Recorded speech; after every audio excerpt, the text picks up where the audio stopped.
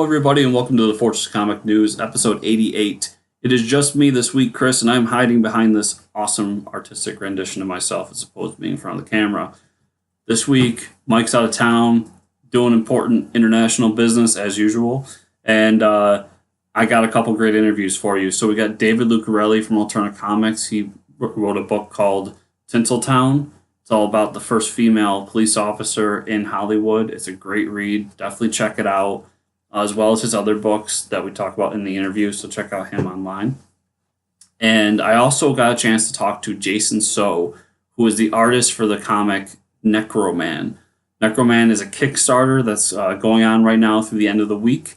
It is already funded, so if the book sounds interesting or you want to check it out, you can pay for it, and it's guaranteed to be funded at the end of this week. Super excited to get my hands on that one. It seems like a lot of fun, and Jason was a really good guy. So I've got those two for you. Mike should be back next week with another great episode. And, make sure, guys, you jump over to FortressComicNews.com. If you have any comic needs, anything you need to purchase, you can click on the My Comic Shop button right there.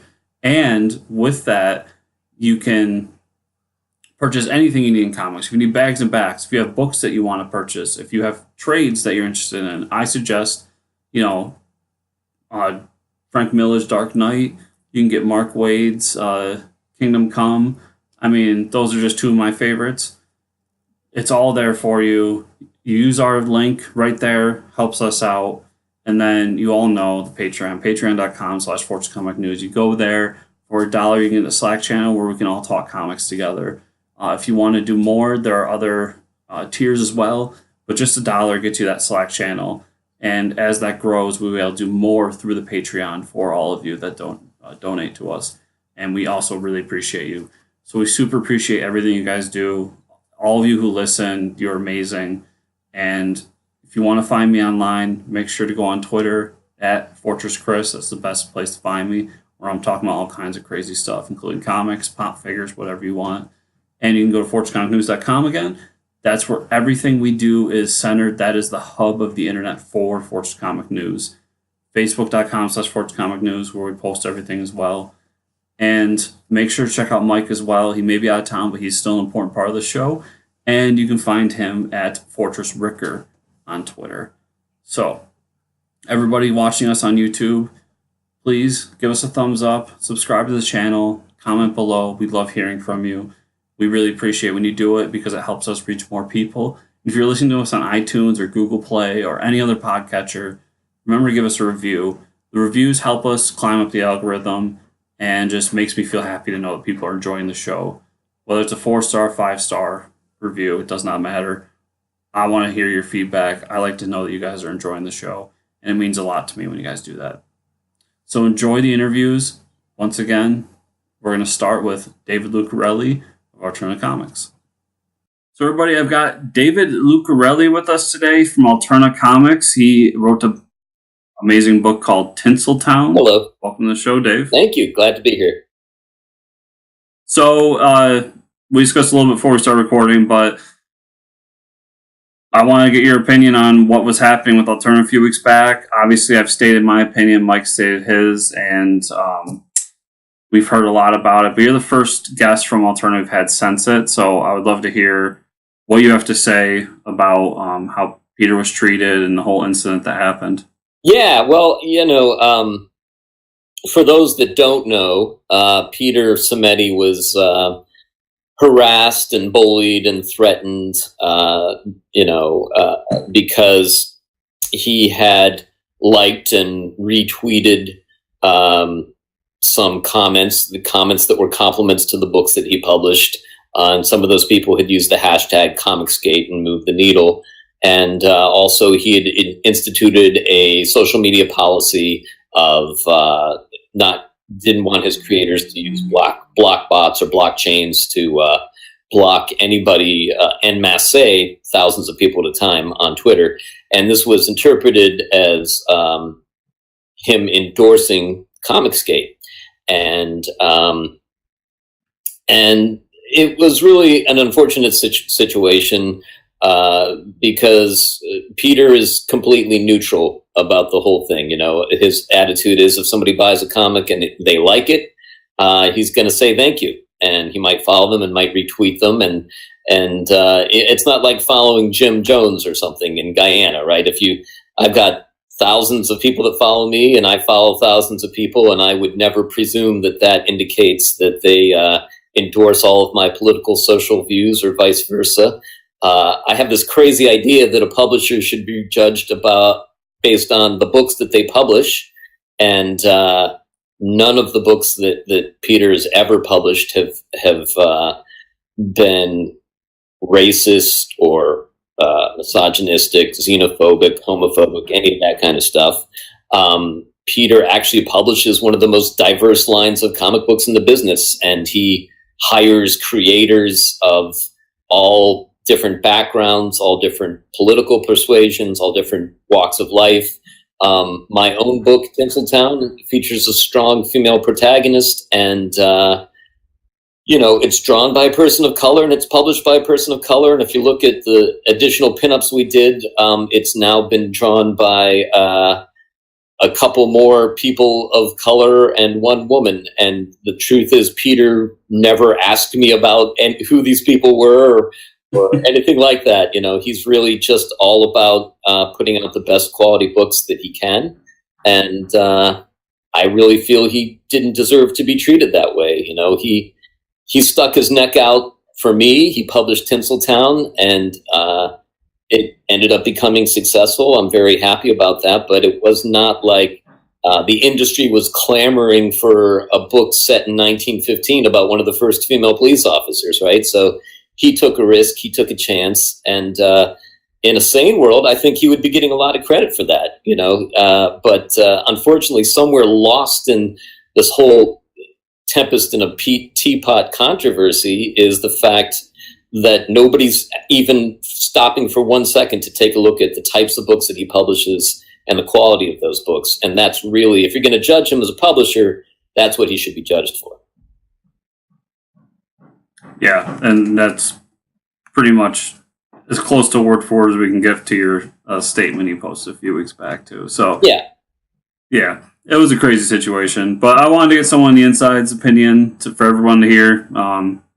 Because obviously, myself, I'm on the outside, even though I do have conversation with Peter and people like yourself. Yeah, well, it's funny. We did a convention, Long Beach Comic Con, right that weekend, right in the middle of it. We were a little nervous about how that was going to go down, and what we found was that everybody was really positive.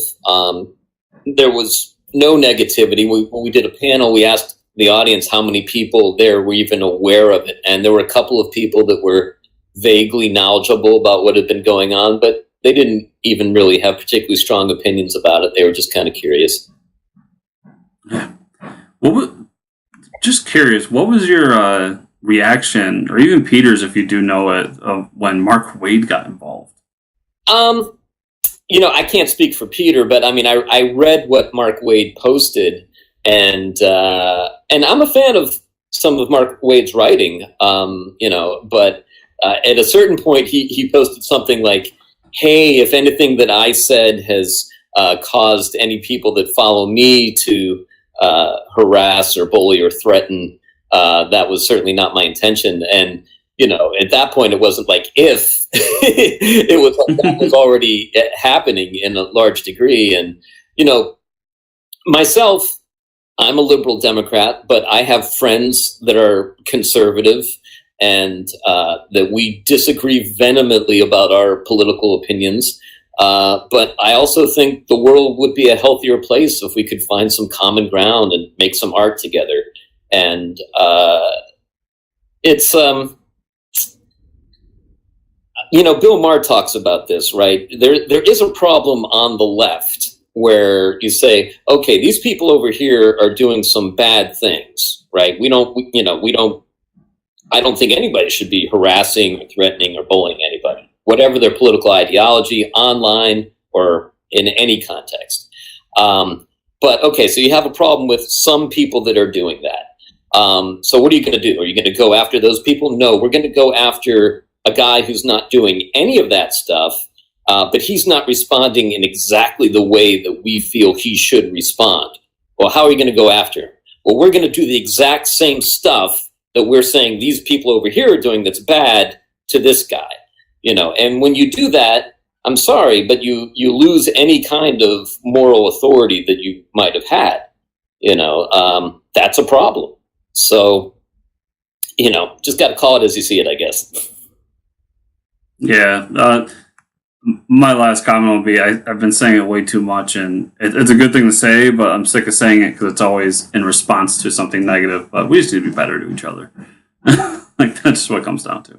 Yeah, and I love comics, and I love comic book conventions, and I love meeting the fans, and I don't care if somebody's political or social ideology is in line or out of line with mine. I mean, I've certainly enjoyed the comic book work of several creators who I happen to know their political ideology is not at all what mine is. And that's okay. I can enjoy their art and I can enjoy their work. And, if you go to any comic book convention, there's just such a positive vibe in the air, such a wonderful celebration of creativity, and the fans are so passionate and so excited to be there and meet everybody. It's, at a certain point, I feel like all the stuff at the fringes is just people that are interested in power and dividing people. And, I don't have any time for that. Yeah. Mike said it best last episode. It's just people making noise. Yeah. And they just want to hear themselves talk. So it comes down to, hey, if you like the book, buy it. If you don't like it for whatever reason, then don't buy it. There's a lot of good stuff out there. I'm sure you can find something you like. Yep. So let's move on to a little bit happier topic. So we'll start where we always start. What is your secret origin comics? How did you get into comics, and how did you start writing comics? Yeah, I've been reading comics and enjoying them for, as long back as I can remember.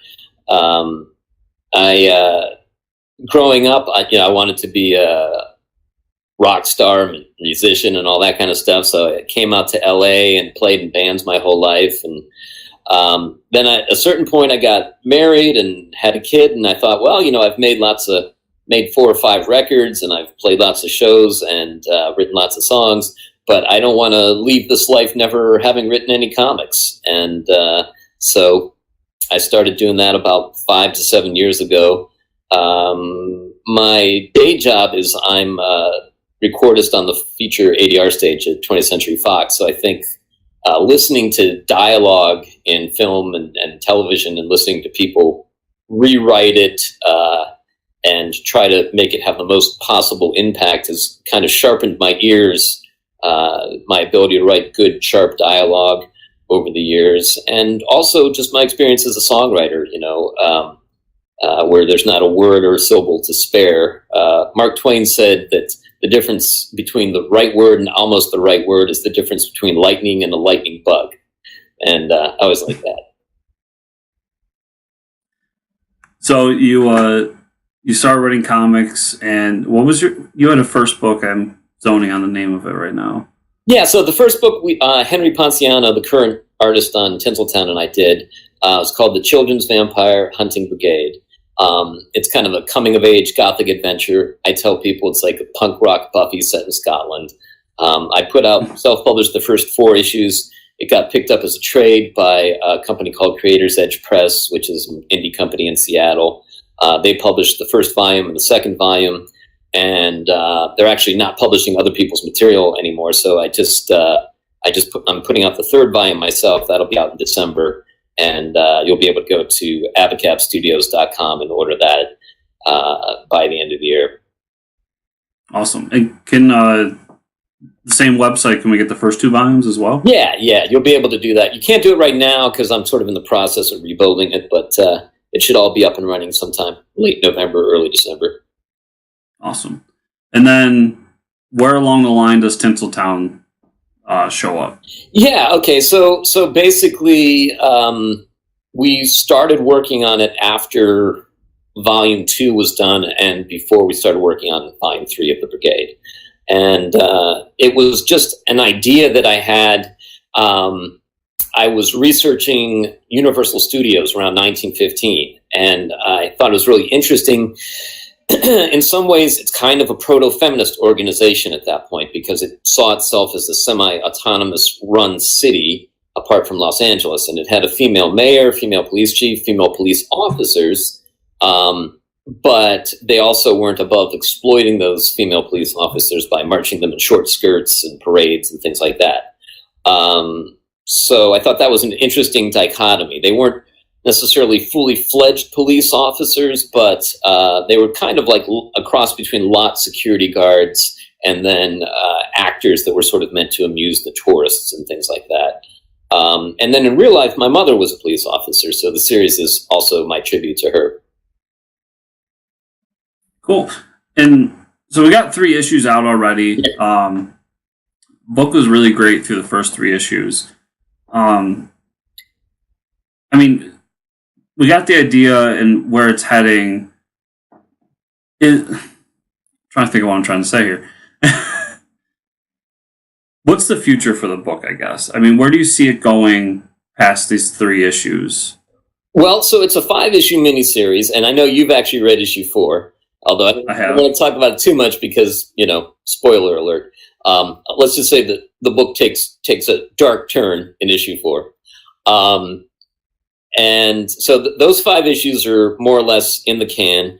And then there is going to be a director's cut trade edition, which will be out in time for San Diego 2019.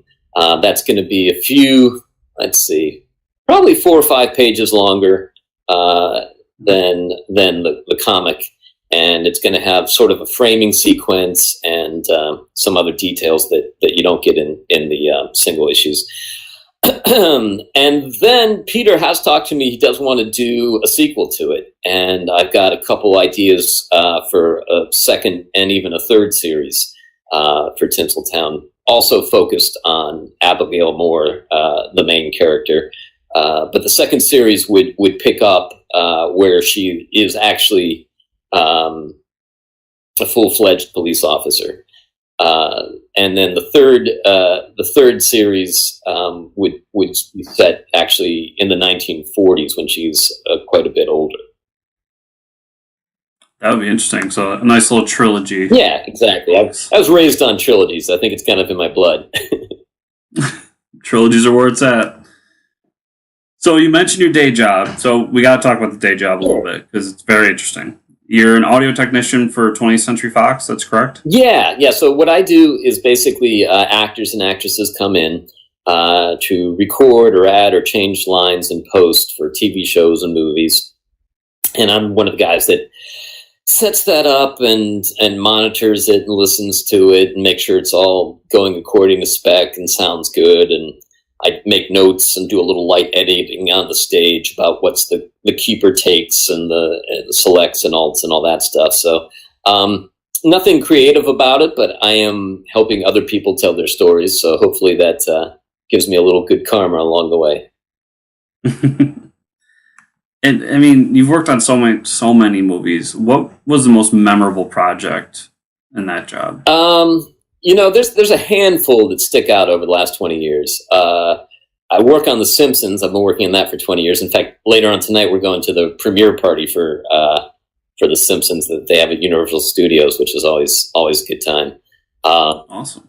But that, to me, is, a lot of the stuff we work on is maybe here today, gone later today. But The Simpsons, I think, is one of the all-time classic TV shows that I think, even when I'm a grandpa, they'll be able to say, your grandfather worked on The Simpsons, and they'll know what they're talking about. Because I think it's interesting. A lot of comedies do not age particularly well, but The Simpsons somehow manages to be both evocative of the times that the episodes were produced, and yet there's a certain timeless quality about it too. I think because you really care about so many of the characters. And I don't know if you can really say that about a lot of other popular animated shows, but definitely you care about The Simpsons. Cool. And so 20th Century Fox, I mean, this is something that interests me here. You're going through the merger with Disney. Does this affect your job at all? At this point, we don't really know. It's one of those cases where nobody knows anything. Like, we get these emails every so often from corporate that basically say, you guys probably don't have to worry about anything until sometime next year, and then you may or may not have something to worry about. So, everybody's just kind of waiting to see exactly how it affects their individual departments and their jobs. Hopefully, there'll still be an ADR stage there. We stay busy, so we do good work. People seem to like it, but you never know. There could be some bean counter there that says, we could make more money if we turn this into an office building. So we'll see what happens. Yeah, those are always interesting situations. I mean, obviously there's people like yourself, humans behind everything, but just we get all excited about the Fox merger because we want X-Men in the MCU and Fantastic Four in the MCU, but there's so many other things going on there that just affect people's lives. So it's a very interesting situation. It is, and it's like you've got these big giant ships that are sort of changing course. I don't think anything's happening overnight, but unfortunately, I'm not privy to any inside information about exactly how it's going to turn out either. So you working at Fox, worked on tons of movies. You've obviously worked on superhero movies, correct? Oh yeah.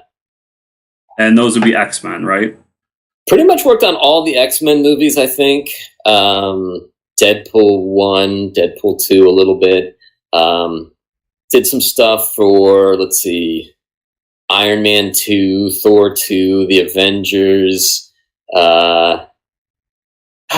Actually, did a little bit for Batman Begins. We don't just work on Fox movies. We work on whoever books the stage. So, you were asking me about stuff that highlights. Definitely, some of the highlights were, I worked on Fight Club, which is one of my favorite movies. Worked on Moulin Rouge, which I think is an interesting movie. And I most recently worked on The Greatest Showman, which is a film that I really think is, much like The Simpsons, got a very timeless quality about it.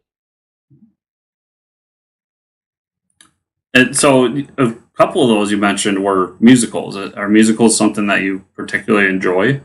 No. Is that why they're so memorable? Not especially, but neither of those are what I would say are typical musicals, right? I mean, I think the soundtrack to The Greatest Showman is almost like a rock score in some ways. I don't know. Have you seen it? I have not. Oh, okay. It's it's an interesting film because I know it's been criticized for not being historically accurate, but I don't know that anybody goes to see a musical movie for to find out their history. But it's just really, it's inspiring. And it's a film that my 9-year-old son loved, and a film for people of all ages. Yeah, I always have a tough time with musicals. Mike actually tends to enjoy musicals a lot more than I do. But yeah.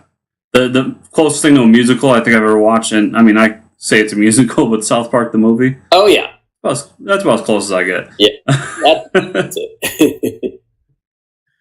So, working on X-Men, you said you worked on all of it. Yeah. You've worked with Hugh Jackman, correct? Yeah, he's great. He's So, we got to ask about Hugh Jackman, because Wolverine, come on. No, he's great. He's always been just a really super sweet, nice, hard-working guy. We recorded some of the songs in the studio for Greatest Showman, and we don't usually do that many songs. I mean, we do some songs for The Simpsons, but we're not like a music recording studio. But for whatever reason, we ended up doing some of that, and he's just a really super hardworking guy. I don't think people realize all of the effort that he puts into those things, but he completely commits himself to inhabiting whatever role he's in. And I couldn't be happier for his success, because I think he certainly deserves it. That's awesome. And so I think the last big thing to jump on is you had mentioned to me last time we chatted about your, would you call it a play, the Dr. Zombo? Show. It's a play. So the other creative thing I'm doing for anybody that's listening to this in the greater Los Angeles area is something called Dr. Zombo's Ghost Show of Terror. And it is a campy horror comedy revival of a type of show they used to put on in the 1950s called a spook show. For those who don't know, it's kind of a lost bit of Americana, but these were incredibly popular shows. They were touring all over the United States. This is before they were doing haunted houses for Halloween, before you had horror TV show hosts. And what it is they would put on kind of it was in some ways the last vestige of vaudeville. So you would have some comedy, some spooky magic, some monsters, a seance, and then at the climax of every show, they would do what is called a blackout sequence, where the audience is in total darkness, surrounded by supernatural phenomena that they could see, hear, and feel. They had all kinds of tricks to make this happen. We went back, we studied some of the ghost show manuals from the 1950s, and we figured out how they did it, and we added a few tricks of our own. We put it on this summer as part of the Fringe Fest in Hollywood, and it sold out. We won a bunch of awards. In probably the most relevant one is we got the Screamiest Award from Midsummer Scream Halloween convention. And so we're bringing it back for the Halloween season. We're really excited about it. One of our fans of the show works at the Magic Castle, and he gave us an idea to add a new effect in the show that I think is going to be really cool. So we can't wait to try that out. And tickets are on sale right now. So if you just go to eventbrite.com, type in Dr. Zomba, it should come right up. The first show is October 20th. They're midnight shows, mostly on Saturdays, one Friday. And then for kids or older folk who don't want to stay up that late, there is a 3 p.m. matinee show on a Saturday as well. And it's a fun show, guaranteed to put a smile on your face and send a shiver down your spine.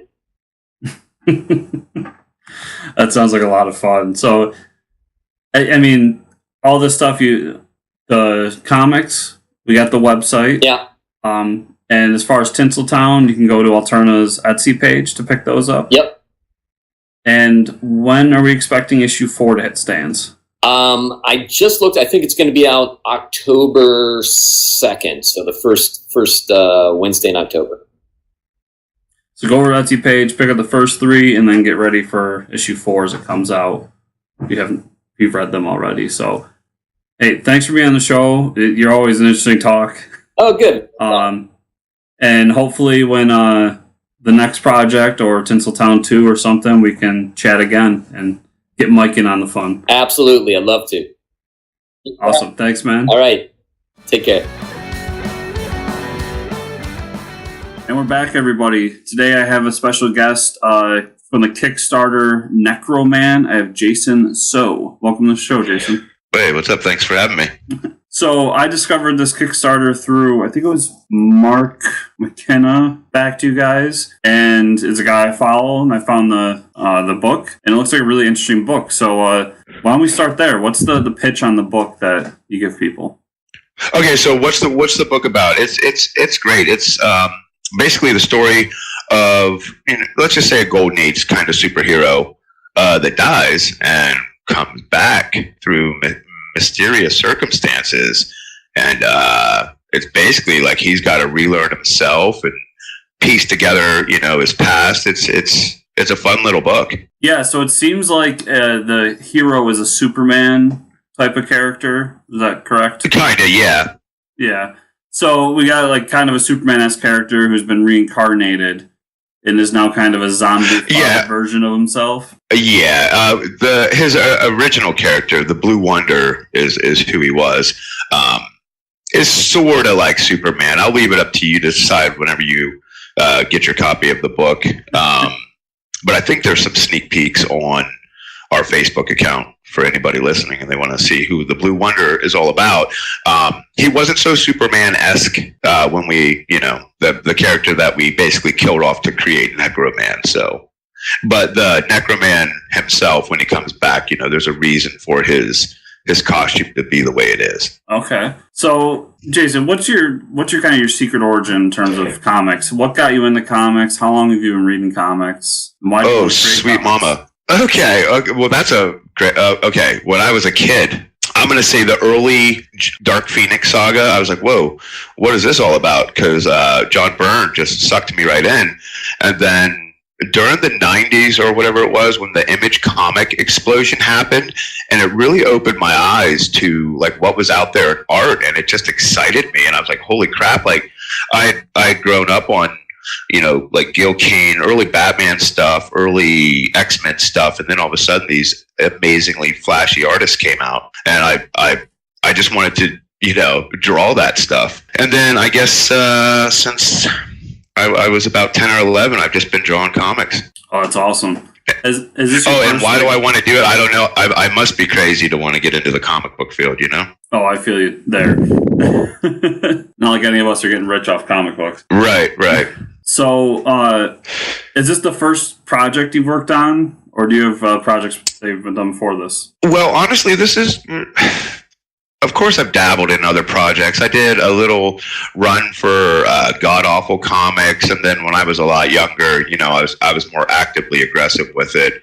But I'd always done books, and I have quite a collection that I haven't released yet. But this will be like the first real book where my covers and sequentials are all featured. Cool. And is there like a long-term plan for this book? Do you have, is this going to be like a mini-series, ongoing, or? Okay, well, I'm contracted to do issues 1 through 4, to set the whole book up. And then, Mark has the option to pick me back up as soon as issue 4 is done. So we're just going to keep rolling with it. Mark and I, we work really well together, so it doesn't make any sense to end this, like, say, at this issue. I'd like to keep going, and so would Mark. So that's our plan. But for the readers and the fans, we'd like to keep our stories, in a sequence, in a short little mini-series, like 1 through 4, 5 through 8, that kind of deal. Okay, so tell it in chunks, kind of similar to how the big two do it. Yeah, just keep going along, like we don't want to make storylines that are 20 issues long where people just get bored of them. We want to catch the fans and keep them with us. So you've got your superhero, you got your little story you're telling here. I'm assuming there's a bigger world that's being created in this. Yeah, and there is. Is there more that you talked about with that world, or is it kind of just? There's a lot more. I mean, no, there's a lot more with the world, and it gets really great. Like our supporting cast that comes along from this world is fantastic. The best stories are often told with the supporting cast, and the world we're trying to build is pretty interesting. That's awesome. So, yeah, I mean, I absolutely love the look of the book. I think you did an amazing job of what I've seen on the Kickstarter. Thank you. We appreciate it. So we're obviously recording a little bit earlier than launch, but as of today, where are you guys sitting? Is it funded? Oh yeah, I think the response was great. I think we're at 113% or something like that. So it's been funded for about a week or two, and I don't foresee doing anything besides getting better, because this week we're just going to push, to close strong. So, yeah, and matter of fact, we just reached a stretch goal, which is great for anybody who bought anything above the $10 tier. Gets a 11x17 full bleed print. These things are amazing, and it's going to be signed by the entire team. So that's just part of our stretch goal was met, or our $900 stretch goal was met.